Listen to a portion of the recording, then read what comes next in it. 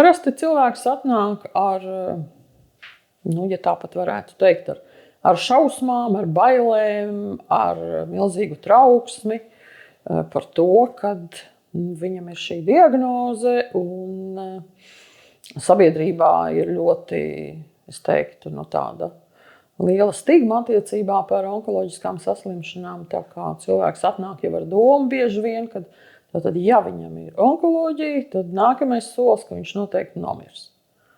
Nomirs diezgan tuvā laikā. Bet kā rāda prakse, tad onkoloģija šobrīd diezgan labi ārstējās un cilvēki dzīvo bieži vien ilgi un laimīgi un nemaz nenomirst no onkoloģiskas saslimšanas.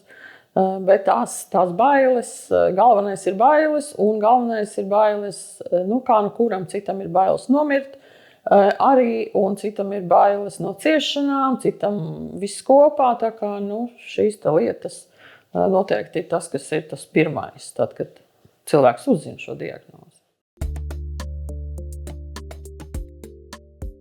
Tas ir laika jautājums. Tas tajā pirmajā brīdī noteikti nav, jo tas notiek tā secīgi. Ja? Gan šīs domas, gan pārdomas par to, gan ārstēšana arī ir ilgstoša. Tā kā onkoloģija ir kaut kas ir ilgstošs. Onkoloģija šobrīd arī tiek uzskatīta par hronisku saslimšanu, jau nevis par fatālu. Un līdz ar to tad ir process, ko parasti sauc par sērošanas procesu. Respektīvi, tas ir process, kamēr cilvēks nonāk līdz tam, kā viņš pieņem šo diagnozi, ka viņš ir mierā ar šo diagnozi, bet tajā pašā laikā viņam ir plāniņš, kas tālāk notiek.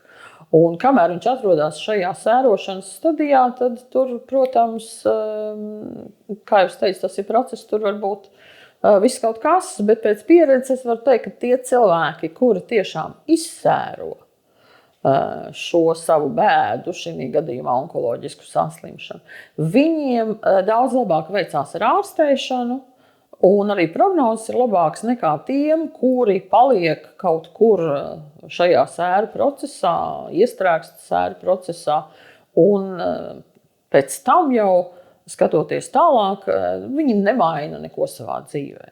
Jo veiksmīgāk ir tie, kas maina kaut ko savā dzīvē. Tas ir tāds, ko es pati esmu novērojusi, un tas, manuprāt, ir tas, kas ir tāds vienojošais šiem te cilvēkiem. Pirmkārt, tātad režīms, otrkārt kustība. Tas nenozīmē, ka uzreiz ir jāskrien uz sporta zāli, galīgi ne, bet pacientam ir jākustās. Kā minimums ir vienkārši jāpastaigājās. Ja? Tātad pastaiga, svaigā gaisā, vispār brīnišķīgi, kaut kur mežā vai jūras malā vai kā citādi. Un, protams, arī ievērot nozīmēto terapiju. Jo man arī, piemēram, pacienti prasa, ka, vai tur viņš var iet pie dziednieka. Jā, es saku, nav problēma, jūs pie dziednieka varat iet, bet galvenais nepametiet to terapiju, ko jums raksta ārsts. Tas ir ļoti svarīgi. Sērošanas process, kā arī gudrās grāmatās raksta, ir veselīgs sērošanas process no pusgada līdz gadam. Bet, protams, kā cilvēki var arī neietilpt šajos standartos, tas sērošanas process var būt arī ilgāks. Jebkurā gadījumā ir jāskatās, kā tas cilvēks jūtās un vai viņš neatrodās kaut kādā vienā procesā pārāk ilgi, jo viena no sērošanas procesa stadijām ir depresijas stadija. Un bieži vien tad pacienti arī šajā stadijā viņi iestrēgst, un tad tur ir jāskatās, cik ilgi viņš tur atrodas šajā depresīvajā stāvoklī, vai šis depresīvais stāvoklis jau nav pārveidojies par depresiju, ko mēs jau varētu saukt kā atsevišķu diagnozi. Tas bieži vien ir saistīts pirmkārt jau ar to, vai cilvēks vispār ir ticis ar tām sērām galā un viņš ir tomēr pieņēmis to diagnozi. Tas ir viens. Otrs ir tas, ka ja cilvēkam ir beigušās šīs diezgan regulārās pārbaudes, kas sākumā ir pēc saslimšanas, tur ir tā, ka pirms tās pārbaudes parasti ir kaut kāds stress tomēr. Tad ir jāiet taisīt analīzes un izmeklējumi, tad ir jāiet pie ārsta. un tad ir tie rezultāti. Tas ir stresains moments, bet tā kā šī slimība iet, ja mēs tā varētu teikt, labvēlīgi, tad šīs reizes, kad ir jāapmeklē ārsts, kļūst arvien retāki. Un beigās pienāk kaut kāds brīdis, kad vispār ir jāiet tur, reiz 5 gados varbūt pie ārsta. Ja? Respektīvi, ļoti, ļoti reti pie tā ārsta jāiet. Tikpat bieži, kā es teiktu, veselam cilvēkam ir jāaiziet, piemēram, reizi gadā uz profilaksi pārbaudīt savu veselību vienkārši. Tad vairs cilvēki tik ļoti par to nedomā. Tas nav tā, ka tas ir katru dienu. Tas katru dienu vairāk ir tādā sākuma posmā, un vairāk ir tad, kad ir šis posms pirms pārbaudēm, vai arī ir recidīvs parādījies, tad atkal, protams, un vēl kas ir tā, ka cilvēki, piemēram, parādās kaut kāds, sāpes kaut kur parādās, Un tad cilvēkam gan tā pirmā doma ir, vai tik tā nav onkoloģija. Tas, diemžēl, ir tāds, varētu teikt, tāds hronisks trauksmes zvaniņš, kā, tātad vai tik tas nav tas. Bet, manuprāt, ļoti laba lieta ir dažādi veidi atbalsta grupas. Arī onkoloģiskiem pacientiem ir atbalsta grupas. Un es domāju, ka viņas varētu veidot vairāk. Mums cilvēki ir diezgan neaktīvi šajā ziņā, jo parasti arī šobrīd, cik es zinu, atbalsta grupas veido nevalstiskās organizācijas. Vienkārši tā, pacienta slimnīcā, piemēram.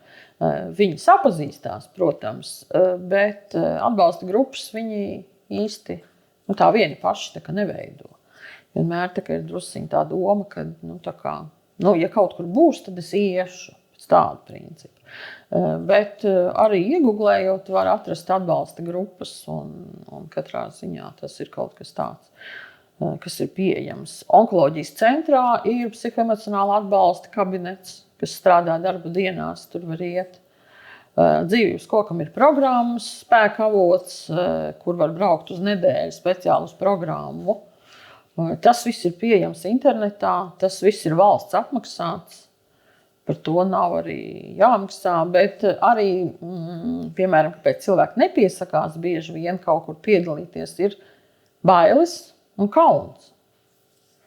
Un cilvēki ir tādi nevienmēr ļoti labi, ja mēs tā varētu teikt. Ja? Ka, piemēram, viens ir bijis slimnīcā, un otrs ir bijis slimnīcā. Un tad viņi tur ir sapazinušies, un tad viņi kaut kur satiekās, piemēram, ārpusē, tur teātrī vai kaut kur. Tu tā kā arī biji tajā nodaļā, ja?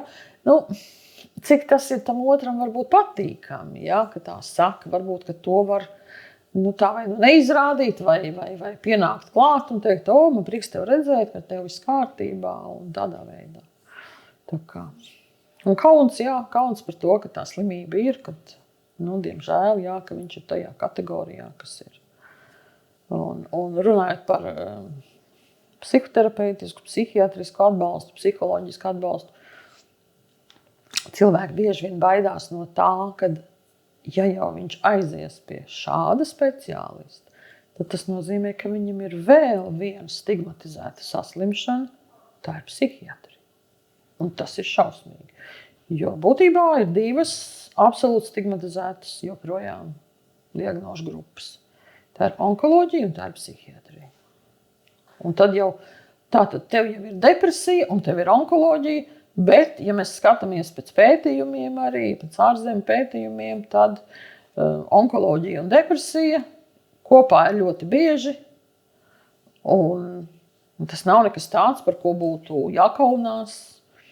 Drīzāk tas ir kaut kas tāds, kas ir jānoskaidro, un onkoloģiskam pacientam paralēli savai diagnozē dzert kādu brīdi arī, piemēram, antidepresants ir absolūti normāli. Bet cilvēki no bailēm, ka viņam būs arī šī diagnoze, tad viņš drošāk izliekās, ka viņam viss ir kārtībā. Cilvēki maina reizēm pat ļoti daudz. Tas ir atkarīgs no cilvēka, protams. Vissvarīgākais, lai cilvēks mainītu savus priekšstatus un uzskatus par sevi, par to, kas dzīvē ir svarīgi, par prioritātēm dzīvē, par to, kā viņš tikpat labi ēd, guļ, atpūšās un tā tālāk. Ja? Tā kā šīs lietas. Vai ir bijuši pacienti, kas, piemēram, ārstēšanas laikā vai jau pēc ārstēšanas, piemēram, sāk iet uz gleznošanas pulciņu, sāk ar gleznošanu nodarboties vai ar izšūšanu nodarboties, vai ar vēl kaut kādām lietām nodarboties. Ja? Nerunājot par to, ka cilvēks tiešām, viņš savādāk skatās uz lietām. Un tāpēc arī pacienti paši saka bieži vien, kad ir dzīve pirms un dzīve pēc. Un tie, kam ir šī dzīve pirms un dzīve pēc, un kas diezgan atšķirās radikāli šī dzīve pēc, tiem arī ir šie labākie rezultāti. Pacienti arī bieži saka, kad es tur darīju tā un tā, un tad tā slimība nolika vietā, un tad tagad ir pilnīgi cits skatījums uz lietām, jā, kas ir svarīgi dzīvē, ir savādāk. Piemēram, darbs vairs nav tik svarīgs, vai kādas attiecības, kas nav īsti pozitīvas, tās varbūt vairs nav tik svarīgas. Arī tas, ka cilvēks pats bieži vien pamana, ka viņš pats sev nav bijis svarīgs, tā tad arī šīs lietas, ja, jo ir svarīgi, lai mēs paši sev būtu vissvarīgākie. Ļoti svarīgi ir, lai cik tas varbūt neizklausītos režīms, dzīves režīms, dienas režīms, tātad pieturēties pie ierastajām lietām. Jo bieži vien, kad cilvēks saslimst, tad viņam liekas, ka tagad viņam ir kaut kas tur, viņš pēkšņi tur sāks kaut ko darīt, to, ko līdz tam nav darījis, un kas viņam vienmēr ir iebiesis, piemēram, jā, ļoti populāri ir diētas, dažādas maiņas, jā, cilvēks tā tad ir salasījies, kad to ēst nav labi, un to ēst nav labi, un tad viņš pārstāja ēst kaut kādas lietas, ko viņš līdz tam ir ēdis. Kaut piemēram, olbaltums saturošas kaut kādas lietas, jā, jo pacienti ļoti bieži saka, ka, piemēram, gaļu ir slikti ēst, jā, un tad vairs neēd gaļu, bet līdz ar to zaudē olbaltuma rezerves, un muskuļu masa samazinās, un diemžēl tas nepie kā labi nenoved.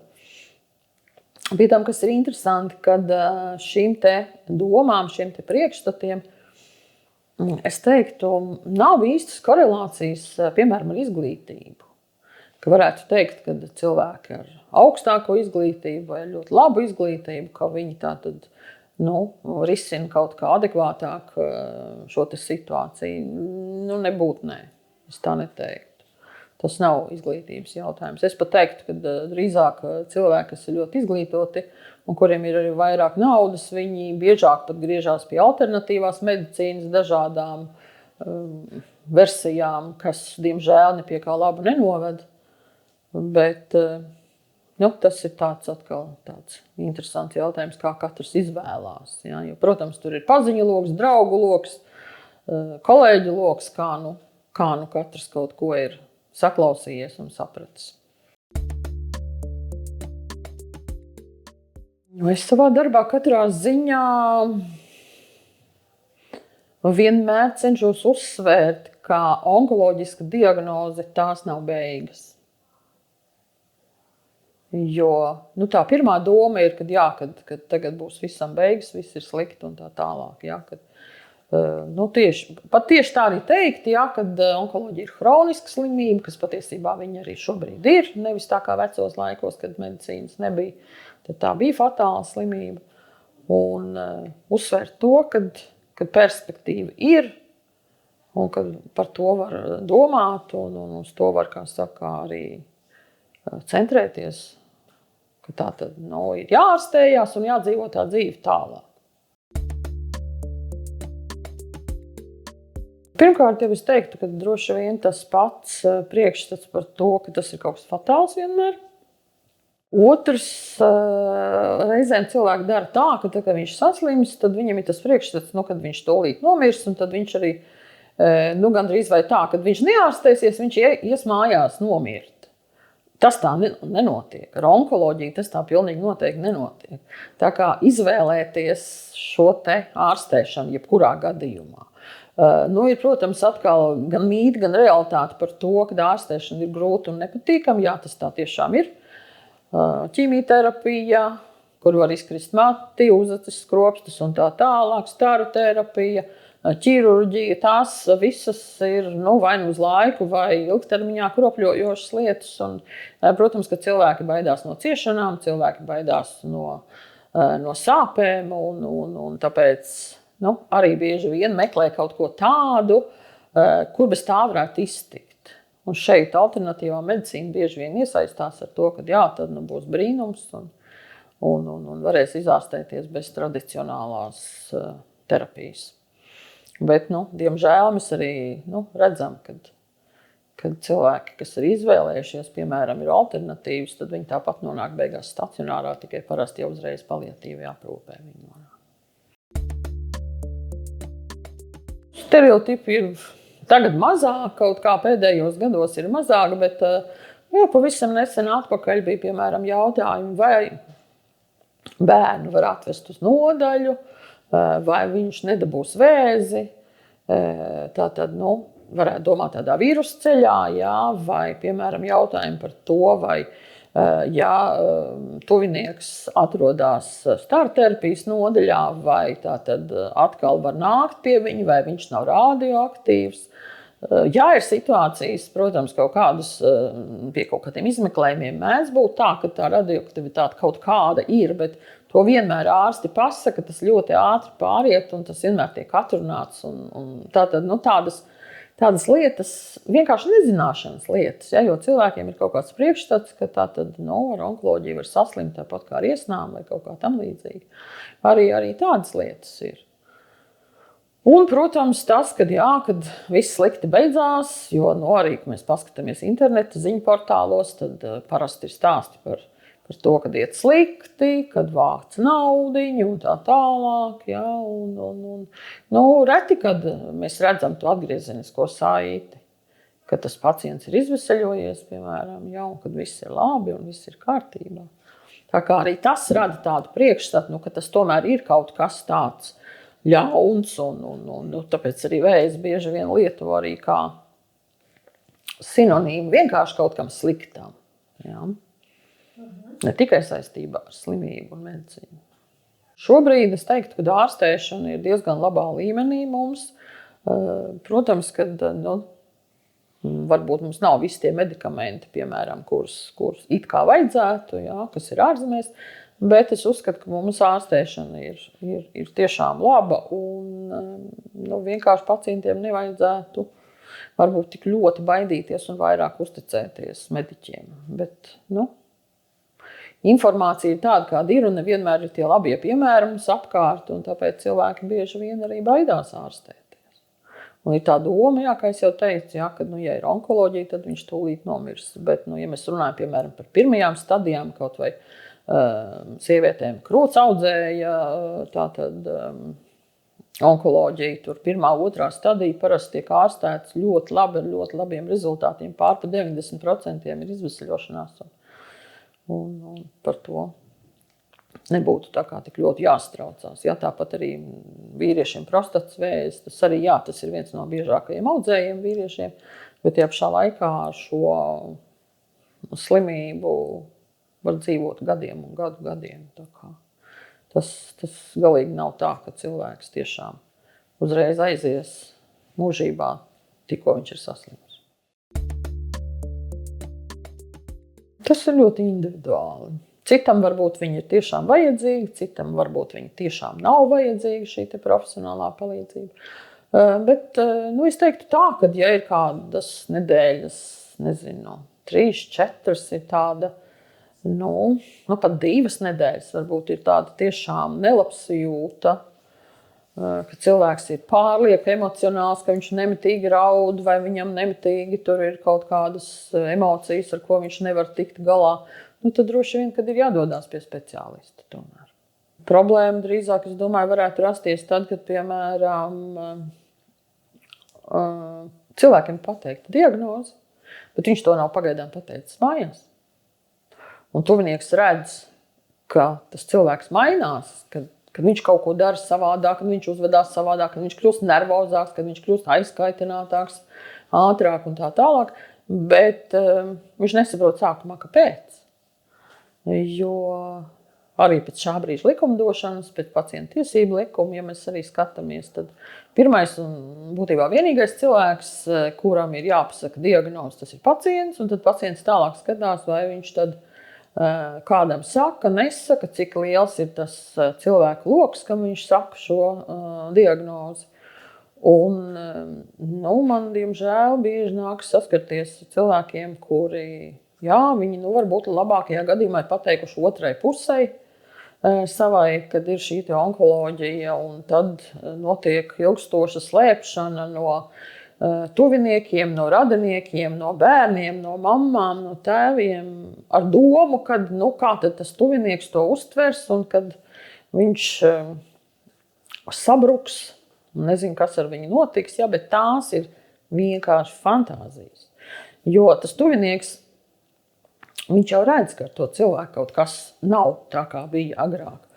Un šī neziņa patiesībā to satraukumu rada vēl lielāku. Vienkāršāk ir pateikt, un tad var visi kopā jau runāt par šo tēmu.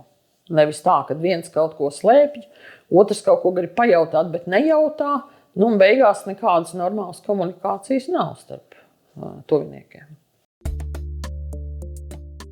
Varētu teikt, ka, piemēram, ja tas ir bērns, kas ir saslims un viņam ir jāpasaka vecākam, tas varbūt varētu būt tas arī tāds lielākais šoka moments. Vai arī, kad mamma ir slima un bērniem pateikt, vai tētis ir slims un bērniem pateikt.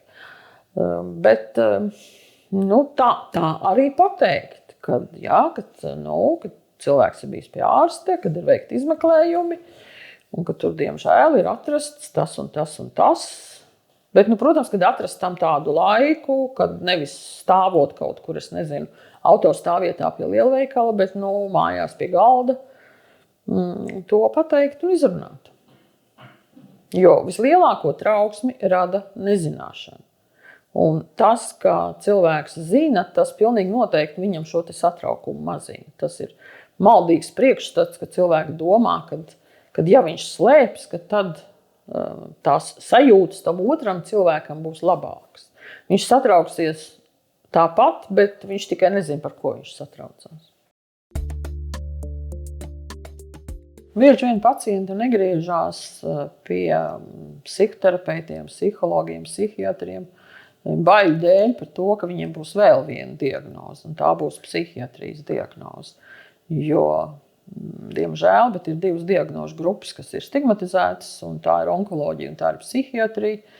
Jo kādreiz senos laikos, tad, kad medicīnas vēl īsti nebija, tās bija tiešām divas diagnožu grupas, ar kurām nebija nekādas iespējas tikt galā, nekā viņas nevarēja izārstēt. Tas nebija zobs, ko varēja varbūt izraut kādreiz vai kaut kas cits.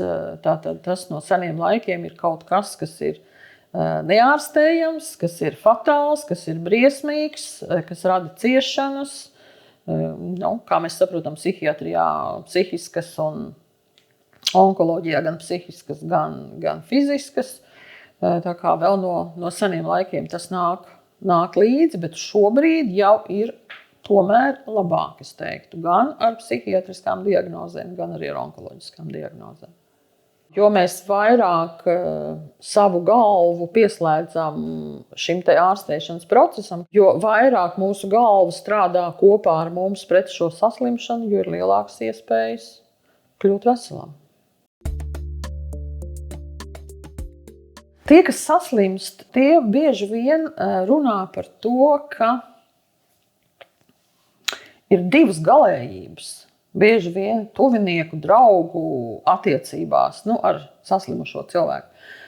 Viena lieta ir, kad cilvēki norobežojas, un, piemēram, draugi vispār pazūd. Viņu nav, viņi nezvana, viņi neko neprasa, viņi neko nesaka, viņu vienkārši nav. Pēc tam, kad viņi ir uzzinājuši šo diagnozi. Un otrs variants bieži ir, ka tā ir tāda hiperaprūpe. Ka tagad tu to nedari, jo tu esi slims, tu to nedari, jo tu esi slims, tu to nevari, tu nedrīksti, tev ir jāēd tas, tev ir jādara šitas, tātad tāda attieksme kā pret mazu bērnu. Un pēc pacienta stāstītā abas šīs versijas nav diži labas, jo vienā gadījumā cilvēks jūtās pamests, tāpēc, ka neviens viņam nezvana un neviens nenāk ciemos un neko nejautā. Un otrs variants ir, ka tiešām cilvēks jūtās kā mazs bērns, ka viņš ir atgriezies kaut kur bērnībā, ka viņš vairs nav tas pieaugušais cilvēks, kurš ir visu varējis līdz tam, jo pret viņu tā attiecās. Jo tas ideālais variants ir tas vidusceļš. Tad, kad mēs turpinām attiekties pret to cilvēku, tāpat kā mēs turpinājām pret viņu attiekties, vienkārši mums ir tēma, vēl viena papildus tēma, par ko mēs runājam, ko mēs apspriežam. Attiecīgi, ja mēs runājam par to, piemēram, braukt līdz izmeklējumiem vai nebraukt vai tā tālāk, ja, būtu jāspēj varbūt novērtēt tas savs tuvinieks, vai mēs redzam, ja viņš fiziski ir spējīgs un mentāli ir spējīgs, kāpēc viņš nevarētu viens pats aizbraukt uz izmeklējumu. Sevišķi, ja viņš tā grib. Bet katrā ziņā būtu cilvēkam jājautā, vai tu gribi, lai es tev aizbraucu līdzi. Nevis tā kā, gaidīt, kad piedāvās, bet piedāvāt pašam. Ja, vai tu gribi, tev šodien ir jābrauc tur un tur, vai tu gribi, lai es tev aizbraucu līdzi. Ja cilvēks saka gribu, tad mēs braucam līdzi, ja cilvēks saka negribu, tad mēs nebraucam līdzi. Nevis tā, ka es tev obligāti braukšu līdzi, vai tev obligāti ir jābrauc pašam. Ja? Tā kā, tomēr, kā jau es teicu, jā, uzskatīt to cilvēku, un viņš arī tāds pats ir, patiesībā nekas jau diži nav mainījies tajā cilvēkā. Uzskatīt viņu par tikpat pašpietiekam, kā viņš bija līdz tam, un ar viņu arī komunicēt attiecīgi.